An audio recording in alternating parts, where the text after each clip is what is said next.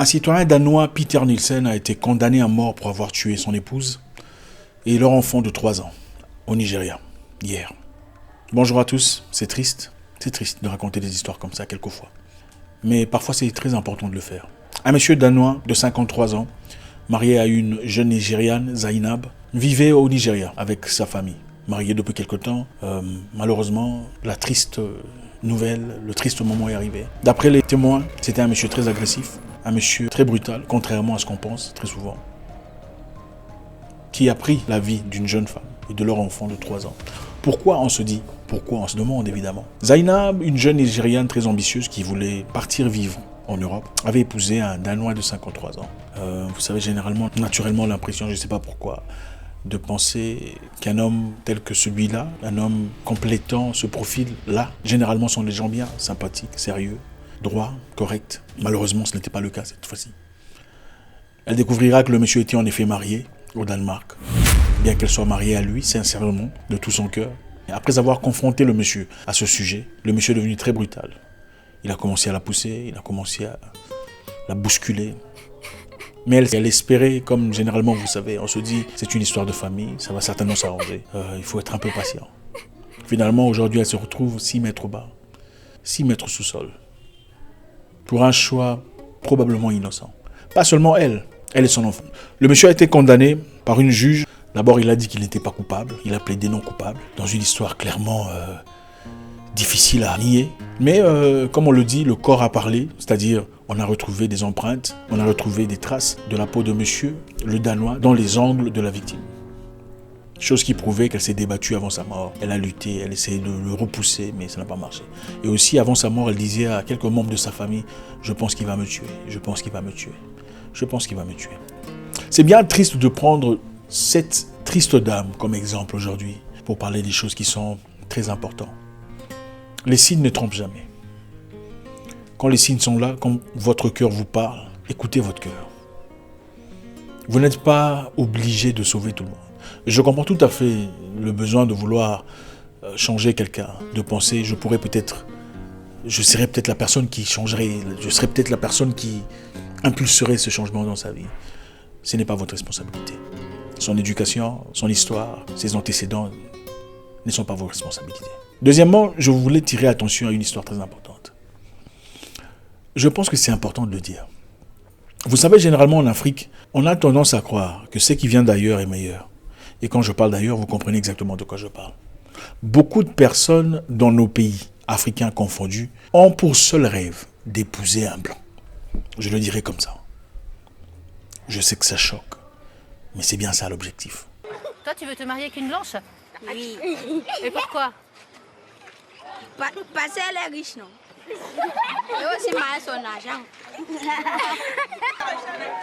Je vais chercher le blanc vraiment, parce qu'avec les noirs, c'est la merde. C'est la merde, bien sûr. Avec les noirs, c'est la merde. Parce que le blanc, c'est le blanc demeure le blanc. Avec le blanc, tu n'as pas les maux de tête. Il y a une très grande différence. Oui. Avec le blanc, tu n'as pas les maux de tête. Tu cherches plutôt des blancs? Oui. Oui, en réalité, oui. Pourquoi tu cherches un blanc? Pour moi, je trouve que les blancs sont un peu délicats. Et puis, je me dis qu'ils savent aimer, quoi. Je pense qu'il est crucial d'arrêter de se voiler la face. Il est important d'ouvrir les yeux, de comprendre que ce qui est blanc n'est pas nécessairement meilleur. Je sais que beaucoup de gens le disent. Et ce n'est pas moi le problème. Si vous trouvez un problème à ce que je dis, c'est-à-dire c'est vous le problème. Parce que le problème est évident, le problème est réel. Il suffit d'aller sur Google et regarder des documentaires. Il y a des documentaires qui parlent d'histoires avec beaucoup de pertinence et beaucoup de précision. Je cherche mon blanc. Je veux seulement avoir mon blanc. Et ma vie va changer. Je cherche mon blanc, je pourrai aider ma famille. Si j'ai mon blanc, je serai résident en Suisse. C'est le rêve de beaucoup d'Africains. Même si nombreux, évidemment, ne l'avoueront pas ici. Il est important de comprendre qu'il y a du bien partout. Il est aussi important de savoir que le mal existe partout. Vous n'êtes pas immunisé, vous ne serez pas nécessairement plus adapté parce que malheureusement, beaucoup de personnes vivent dans une société où les gens pensent qu'épouser une femme blanche, c'est s'élever en hauteur. Épouser un homme blanc, c'est-à-dire qu'on a réussi dans la vie. Ce n'est pas une forme de réussite du tout. C'est en effet représentatif d'un complexe d'infériorité. Un complexe dont beaucoup de personnes souffrent aujourd'hui. Le white savior complex. où on a l'impression que ce qui est blanc, ce qui vient d'ailleurs, est nécessairement meilleur. Alors, regardez, il y a beaucoup de personnes aujourd'hui d'ailleurs qui vivent dans un environnement où, même sur le plan spirituel, ils pensent que la bonne spiritualité vient d'ailleurs. Il y a des gens qui prient Jésus aujourd'hui, autant Jésus est important dans la vie. Il y a beaucoup de gens qui prient l'image de Jésus. Ce n'est pas Jésus en réalité. Les gens qui mettent des photos de Jésus dans leur salon. Qui vous a dit que c'était Jésus? Qui vous a dit que ce monsieur-là blanc que vous mettez dans vos salons est Jésus? Maintenant, imaginez-vous prendre une photo d'un noir et vous mettez dans vos salons disant que c'est Jésus. Ah, ça vous révolte, n'est-ce pas? C'est répugnant. Comment est-ce qu'un Jésus peut être noir? C'est inacceptable. Les gens ne comprennent pas que c'est Jésus éteint que vous voyez dans la télévision, que vous mettez dans vos murs. Ce n'est pas Jésus. Pour la plupart des cas, c'est Robert Powell, Jim Caviezel.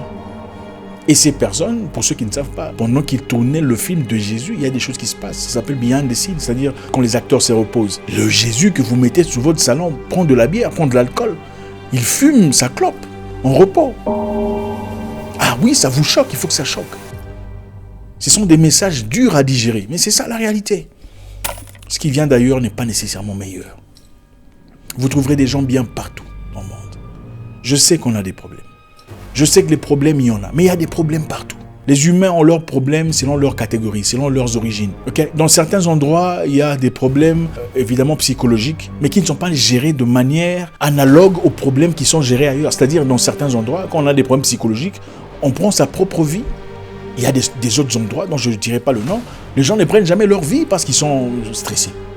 Donc, on ne peut pas généraliser, on ne peut pas penser pouvoir trouver son salut quelque part ailleurs. C'est bien triste. Encore une fois, écoutez votre cœur. Votre cœur, souvent, c'est ce que votre cerveau essaie de comprendre.